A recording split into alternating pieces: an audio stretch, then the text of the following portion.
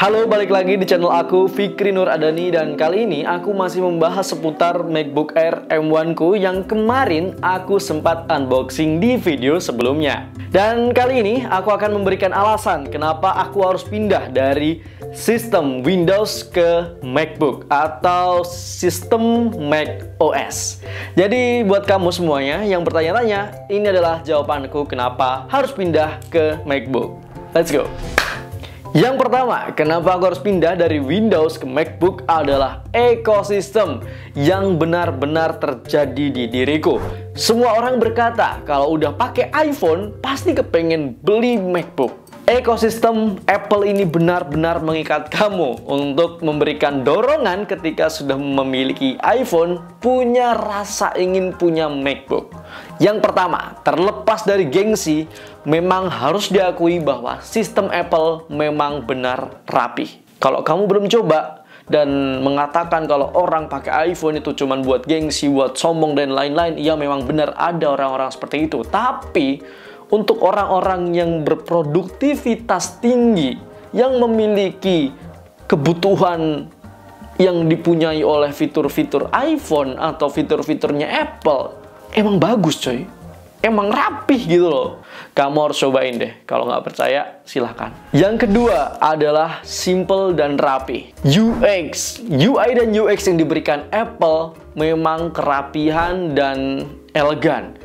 Dan menurut aku, ketika aku pindah dari Windows ke Mac, yang menyusahkan paling cuman adaptasi. Dari yang tadinya terbiasa di keyboard pojok kiri bawah itu ada Alt, Windows, dan CTRL, sekarang berubah menjadi function, control, option, dan command.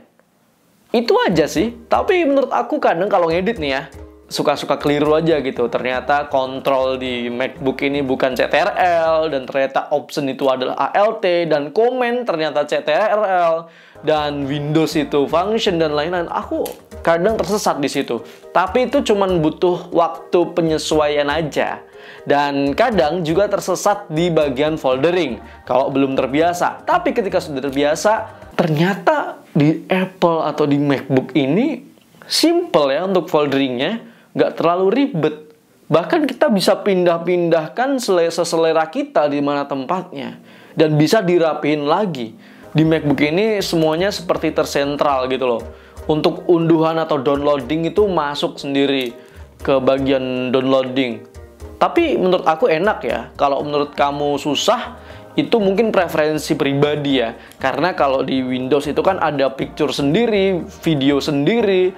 Nah, di MacBook itu jadi satu. Jadi ketika kita buka folder dokumen itu udah jadi satu, picture, video, dan lain-lain bisa masuk situ. Ya di Windows juga iya, tapi menurut aku Windows itu banyak banget. Di sebelah kanannya itu ada apa ya namanya? Ada kayak folder-folderingnya sendiri gitu loh, yang nggak bisa dihapus, yang udah kustomisasi dari Windows-nya gitu kan ya. Dan yang ketiga, MacBook ini adalah MacBook yang murah menurut aku. Karena di MacBook Air M1 ini bisa menghilangkan stigma bahwa MacBook itu mahal. Bang David Jajatin juga pernah bilang kalau di MacBook Air M1 ini termasuk murah. Karena di harga 15 juta di Tokopedia, di toko-toko online lainnya, kalau aku ini beli di iBox Store langsung resmi di harga 16.500, aku sudah dapat layar yang sangat jernih. Kalau masih bisa dibandingkan dengan MacBook Pro-nya M1, itu cuman beda kecerahan warnanya aja. Terus kalau misalkan kita tilik lebih lanjut, kalau M1 ini adalah pertama kalinya Apple mengeluarkan chipset yang semuanya tersusun jadi satu. Personal komputer atau laptop-laptop sekarang itu kan masih terpartri ya, RAM sendiri, prosesor sendiri, VGA, grafik sendiri, itu kan masih sendiri-sendiri, terus bisa jadikan jadi satu, jadi laptop gitu kan. Kalau di MacBook M1 ini sudah jadi satu chipset yang namanya M1. Jadi di chipset itu sudah berisi RAM, VGA, ada prosesor dan lain-lain, udah jadi satu, di-compare, diolah sama Apple, jadi membuat laptopnya tipis dan elegan. Dan yang keempat adalah di MacBook Air M1 ini nggak pakai kipas bro. Aku tidak menemukan suhu panas di dalamnya ketika aku ngedit. Misalkan 7 menit 8 atau 7 menit sampai 8 menit. itu tidak menemukan panas sama sekali di sini. Di antara namanya di keyboard dan lain-lain, nggak ada panas sama sekali. Paling cuman anget-anget biasa. Tapi kalau panas yang sampai kayak Windowsku sebelumnya, si HP Envy X360 itu, nggak ada coy. Dan hebatnya, aku nggak perlu nambah daya dengan cara mencolokkan dia sebagai charger gitu loh. Kalau kemarin di Windows, ya memang ini komparasinya nggak apple to apple sih. Karena kemarin tuh masih Ryzen 5, sedangkan MacBook Air M1 ini bisa digadang-gadang mengalahkan Intel 7 atau berapa gitu ya, aku lupa ya. Sudah bisa digunakan untuk editing ringan-ringan ya. Kecuali kalau kamu pakai After Effects yang sekaligus membuka Blender atau Cinema 4D, itu menurut aku lebih upgrade ke MacBook Pro yang baru sih, MacBook Pro 2021 ya. Ya, untuk kebutuhanku sekarang yang cuma ngedit untuk video YouTube atau video-video ringan dan singkat, MacBook Air M1 ini adalah menjadi pilihan yang tepat. Preferensiku adalah mencari laptop setipis mungkin dan sepowerful mungkin. Kemarin aku ke Apple Store-nya langsung dan membandingkan antara MacBook Pro dan MacBook Air sama-sama M1. Tapi lebih tipis airnya cuy.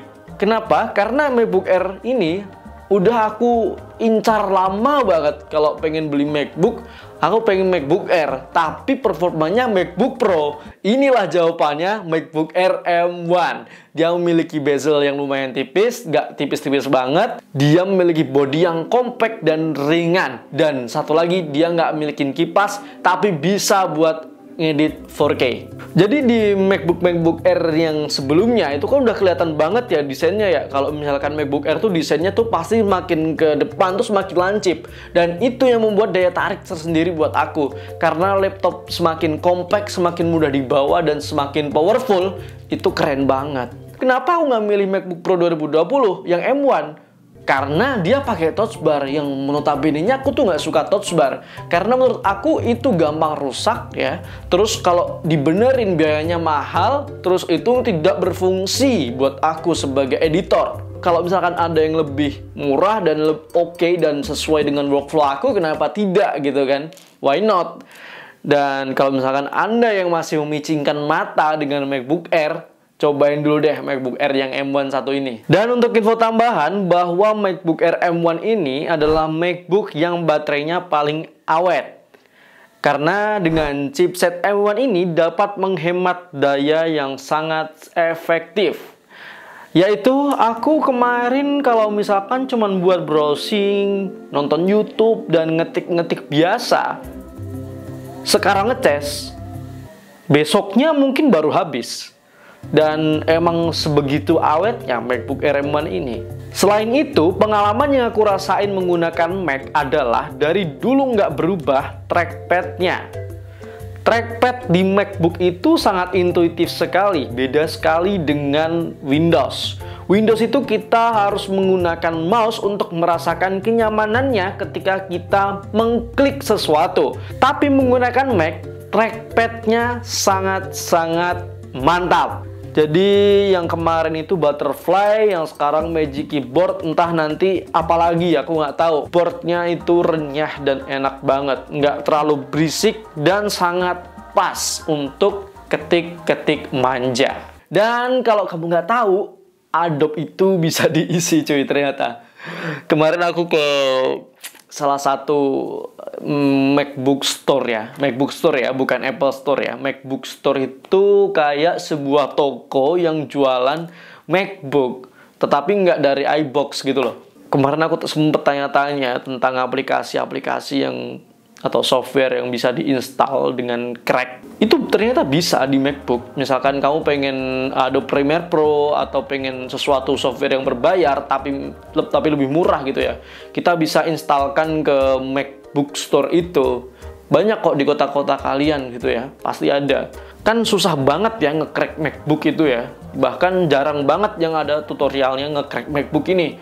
Daripada bingung kalau kamu masih pengen gunain MacBook tapi pengen aplikasinya yang murah, ya mungkin bisa jadi jalan pilihan ya. Tapi ya itu kembali lagi, Dan aku lebih saranin untuk beli. Karena performanya dari software asli sama software crack itu sangat-sangat berbeda. Dan bisa jadi di Mac-nya itu terjadi crash dan lockout dan ya udah gitu loh. Nggak lancar di Mac-nya. Tapi kalau kamu beli yang asli dan ori, itu pasti lancar di Mac-nya.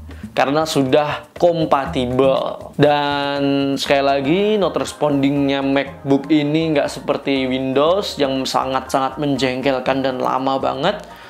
Ya mungkin bisa ya terjadi di Mac itu, tapi sekali lagi itu bisa bisa dimaafkan lah kalau misalnya not responding di Mac itu.